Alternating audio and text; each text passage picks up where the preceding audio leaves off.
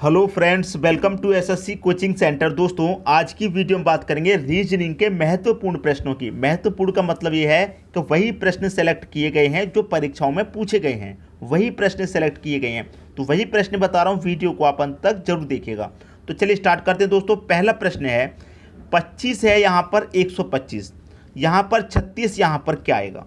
ठीक है, अब देखिए यहाँ पर अगर मैं इस 25 की मैं बात करूँ तो ये 25 की बात करेंगे तो 25 आप जानते हैं सीधा सीधा क्या होता है, 25 होता है सीधा सीधा 5 का स्क्वायर। ठीक है, और 125 की मैं बात करूँ तो ये क्या होता है? आप बोलेंगे सर ये 5 का क्यूब होता है। यहाँ तक तो बात सही है, ये होता है हमारा 5 का स्क्वायर, ये होता है हमारा 5 का क्यूब। अब मैं इसकी बात करूँ तो ये क्या होता है, 36 होता है आपका 6 का स्क्वायर। अब देखिए जिस संख्या का यहाँ पर स्क्वायर किया उसी संख्या का यहाँ पर क्यूब किया, तो यहाँ पर जिस संख्या का स्क्वायर कर रहे हैं उसी संख्या का यहाँ पर क्या करेंगे, क्यूब करेंगे। तो 6 का क्यूब कर दीजिए। तो 6 का क्यूब होता कितना है? आप बोलेंगे सर 6 का क्यूब होता है 216। यहाँ पर क्वेश्चन मार्क की जगह क्या आएगा, 216 आ जाएगा। तो किस ऑप्शन में है? सी ऑप्शन में आपके प्रश्न का सही आंसर दे रखा है 216। क्लियर हुई बात? तो ये प्रश्न तो बिल्कुल भी मुश्किल आपको नहीं लगा होगा और आपने पहले से खुद से सॉल्व कर दिया होगा। लेकिन आप वीडियो को पूरा अंत तक देखेंगे तब आपको ऐसे ऐसे प्रश्न देखने को मिलते हैं जो आपको नहीं बनते थे। ठीक है, अब देखते हैं अगला प्रश्न। अगला प्रश्न है दी गई श्रृंखला में गलत संख्या ज्ञात करें। अब आपको देखिए यहाँ पर एक सीरीज दी गई है 2, 5, 10, 50, 500, 5000। इसमें क्या करना है, आपको गलत संख्या बतानी है कौन सी है। तो इस सीरीज में कोई एक संख्या गलत है, वो गलत संख्या आपको बतानी है कौन सी है। तो इसमें क्या करना होगा, आपको लॉजिक देखना होगा कि किस लॉजिक से आप पता करेंगे संख्या कौन सी गलत है। तो देखिए यहाँ पर मैं आपको एक सीधा सीधा तरीका बता देता हूँ जिस तरीके से प्रश्न को फाइंड किया जा रहा है। देखिए यहाँ पर 2 से बना 5, 2 से 5 बना, 5 से क्या हुआ 10 हुआ, इसी तरीके से तो चल रहा है। लेकिन यहाँ पर मैं आपको जो सिखाने वाला हूँ उसे ध्यान से सीखिए। मैं क्या करूँगा कि 2 का मल्टीप्लाई कर दूंगा 5 से। क्या कर दिया, मल्टीप्लाई। 2 का मल्टीप्लाई कर दिया 5 से, तो 2 पच्चे कितना हो जाएगा 10, मतलब अगली संख्या मिलेगी। ठीक है, पहली 2 संख्याओं से तीसरी संख्या मिलेगी, तो 2 पंजे कितना हो जाएगा 10। ठीक है, अब इन दोनों का मल्टीप्लाई होगा तो 5 का मल्टीप्लाई 10 से करूंगा कितना हो जाएगा 50, अगली संख्या मिल गई। अब इन दोनों का मल्टीप्लाई होगा, 10 का मल्टीप्लाई 50 से करूंगा, 10 का मल्टीप्लाई मैं 50 से करूंगा तो 500 मिलेगा, बिल्कुल सही, अगली संख्या मिल गई। अब इन दोनों का मल्टीप्लाई करेंगे तो अगली संख्या यहाँ पर मिलनी चाहिए, तो कर दीजिए मल्टीप्लाई। तो 5 पच्चे कितना होता है 25 होता है, 1 0 2 0 3 0 ऐड हो जाएंगे। तो दोस्तों इन दोनों का मल्टीप्लाई करने से 25,000 आना चाहिए, लेकिन यहाँ पर दे रखा है 5,000, तो ये गलत दे रखा है। जब हमने इन दोनों का मल्टीप्लाई किया तीसरी संख्या 10 मिली, इन दोनों का किया 50 मिली, इन दोनों का किया 500 मिली, तो इन दोनों का करूँगे तो यहाँ पर गलत संख्या दे रखा है, 25,000 मिलनी चाहिए, 5,000 गलत दे रखा है। तो 5,000 गलत संख्या है जो कि सी ऑप्शन में आपका दे रखा है सही आंसर। उम्मीद करता हूं कि सभी की समझ में प्रश्न बहुत ही अच्छे तरीके से आ गया होगा, किसी को भी प्रश्न में कोई भी डाउट यहां पर नहीं होगा। अब देखेंगे दोस्तों अगला प्रश्न। अगला प्रश्न है यदि 2 स्टार 8 स्टार 1 बराबर 81, 3 स्टार 2 स्टार 1 बराबर 27 हो तो 4 स्टार 1 स्टार 4 बराबर क्या होगा? बहुत ही लाजवाब प्रश्न है दोस्तों।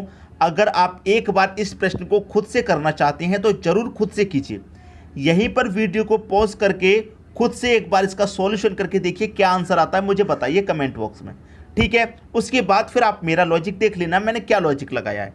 देखिए दोस्तों यहाँ पर हो क्या रहा है, आपको 2, 8 और 1 से कुछ भी करके 81 बना लेना है। ठीक है, 81 आपको बना देना है इन तीनों संख्याओं से 81।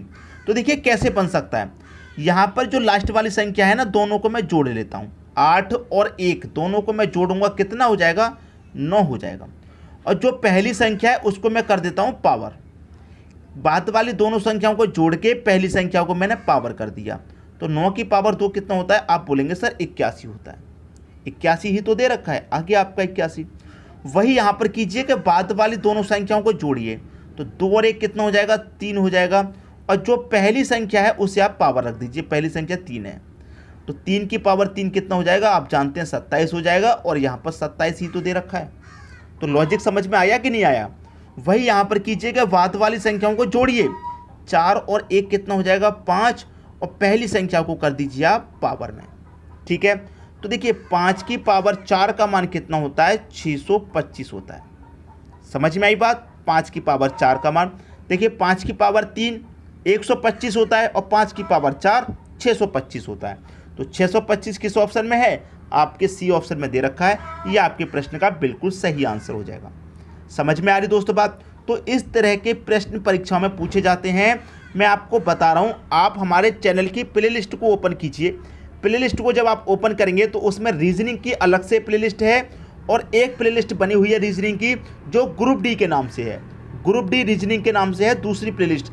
तो दोनों ही प्लेलिस्ट को आप देख लेंगे तो रीजनिंग के सारे के प्रश्न, सारे के जितने भी प्रश्न बनते हैं सभी आपके कवर हो जाएंगे, ये मैं गारंटी से बता रहा हूँ। तो आप हमारे प्लेलिस्ट में जाएंगे तो रीजनिंग की जो प्लेलिस्टें हैं दोनों, एक है रीजनिंग ट्रिक, दूसरी है ग्रुप डी रीजनिंग। तो दोनों ही प्लेलिस्ट को देखने के बाद आपको रीजनिंग में कभी भी कोई परेशानी नहीं आएगी, लेकिन देख लीजिएगा जरूर। ठीक है दोस्तों, ये बात आप ध्यान रखिए।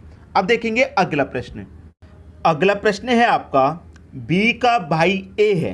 तो यहाँ पर हम लिख लेते हैं दोस्तों, बी का भाई ए है। तो बी का भाई कौन है दोस्तों? ए। बी का भाई है ए। कौन है? भाई। ठीक है, भाई है ए। फिर क्या कह रहा है कि ए की माँ सी है। दोस्तों ए की माँ सी है। कौन है? माँ। ए की माँ सी है। अब देखिए बी का भाई ए है तो ए की माँ सी है तो बी की माँ भी सी होगी। इस चीज़ को समझने में आपको कोई परेशानी नहीं आनी चाहिए। ठीक है, यहाँ तो कोई डाउट नहीं। फिर कह रहा है कि डी की पोती बी है। डी की पोती बी है। बी कौन है दोस्तों? डी की पोती। ठीक है, डी की पोती है बी। तो यहाँ पर आप याद रखिएगा मैं आपको जो बात बता रहा हूँ उसको, कि यहाँ पर जो है बी के एक माँ या पिता होंगे कोई भी। ठीक है, उनकी भी माता पिता होंगे कोई भी, जो दे रखे हैं यहाँ पर डी। इतनी बात क्लियर है भाई। डी का कोई बेटा होगा, बेटे का बेटा ही तो आपका पोता लगेगा। लगेगा कि नहीं लगेगा? तो पोती दे रखी है बी, इसका मतलब ये फीमेल है। तो फीमेल को हम क्या करते हैं? माइनस से डिनोट करते हैं। और ये इसका भाई था, इसको हम प्लस से डिनोट करेंगे। फीमेल को माइनस से और मेल को प्लस से। ये इसकी माँ है फीमेल, तो इसको भी माइनस से डिनोट करेंगे। इतनी बात समझिएगा। तो यहाँ पर कह रहा है कि डी की पोती बी है। तो डी की पोती बी कैसे होएगा? डी का कोई भी बेटा होगा, कोई भी एक सन होगा। मैं यहाँ पर सन दे देता हूँ कि डी का बेटा होगा सन, उसकी बेटी ही तो डी की पोती लगेगी। इतनी बात तो समझ ली। अब कह रहा है कि ए का पुत्र एफ है। ये जो ए है इसका पुत्र, कौन? पुत्र एफ है। पुत्र है दोस्तों, तो इसे भी हम प्लस से डिनोट कर लेंगे। ठीक है, ए का पुत्र एफ है। तो बताइए एफ का डी से क्या संबंध है? इस एफ का संबंध पूछ रहा है डी से। ठीक है, तो समझ लीजिए यहाँ पर डी की पोती बी है। इतनी बात तो क्लियर है। यहाँ पर डी की पोती बी है, यहाँ कह रहा है डी की पोती बी है। तो यहाँ पर मैं लिख देता हूँ डी की कौन है? बी पोती, ताकि आपको समझ में आए आसानी से। डी की पोती बी है। ठीक है, और ये पोती का कौन हो जाएगा? भाई हो जाएगा। तो ये भी इसका पोता हो जाएगा। जब ये दोनों भाई बहन हैं, ये अब मैंने क्या बताया, फीमेल को माइनस से डिनोट करते हैं। ये इसका भाई है, ये इसकी बहन है, ये इसका भाई है। तो देखिए जब डी की पोती बी है, ठीक है, तो ये कौन लगेगा? इसका पोता लगेगा, क्योंकि इसका भाई है ये। तो डी का ये कौन लगेगा? पोता। और पोते का जो बेटा है वो कौन लगेगा? पर पोता लगेगा। सिंपल है बात भाई। डी की पोती बी है और इसका भाई ए है, तो पोती का भाई कौन लगेगा? पोता लगेगा। और पोते का जो बेटा होगा वो पर पोता लगेगा। तो पर पोता जानते हैं डी ऑप्शन में दे रखा है। ये आपके क्वेश्चन का सही आंसर आ जाएगा। उम्मीद करता हूँ सभी को समझने में कोई भी परेशानी नहीं आई होगी। ठीक है दोस्तों, अब देखेंगे हम अगला प्रश्न। अगला प्रश्न है, यहाँ पर आप देखेंगे प्रश्न में 4×3 का सिमेट्री है, लेकिन क्वेश्चन मार्क दे रखा है यहाँ पर कॉर्नर पे।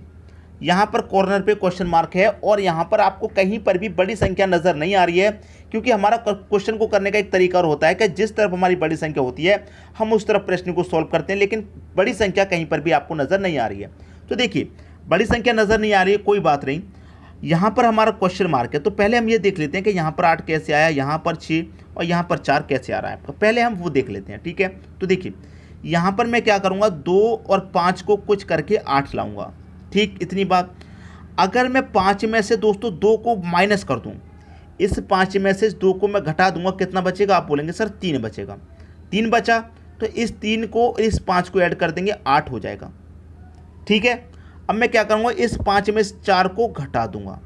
जैसे इसको घटाया 2 को, इस तरह मैं 4 को घटा दिया। यहाँ 2 घटाने पर 3 बचा, यहाँ 5 में 4 घटाने पर 1 बचेगा। ठीक है, तो मैं 1 को और इस 5 को जोड़ दूंगा, 6 आएगा जो यहाँ पर दे रखा है। बिल्कुल इसी की तरह किया, इन 3 और 5 को जोड़ा था 8, 1 और 5 को जोड़ेंगे 6। बिल्कुल वही यहाँ पर कीजिए कि मैं 3 में से 2 को माइनस कर दूंगा, 3 में से 2 को माइनस करूँ 1 बचेगा, और 1 + 3 करेंगे कितना आ जाएगा, 4 आ जाएगा। समझ में आ रही है बात, लॉजिक। वही यहाँ पर कीजिए, 7 में से आप घटाइए 4 को, 7 में से 4 घटा देंगे 3 बचेगा, और 3 + 7 करेंगे कितना आ जाएगा, यहाँ पर 10 आ जाएगा। 10 किस ऑप्शन में दे रखा है, आपके सी ऑप्शन में 10 दे रखा है। ये आपके प्रश्न का बिल्कुल सही आंसर हो जाएगा। तो मैं उम्मीद करता हूं दोस्तों कि सभी के समझ में प्रश्न बहुत ही अच्छे तरीके से आ गया होगा, किसी को भी प्रश्न में कोई भी डाउट नहीं होगा। ठीक है दोस्तों, वीडियो देखने के लिए आपका बहुत बहुत धन्यवाद।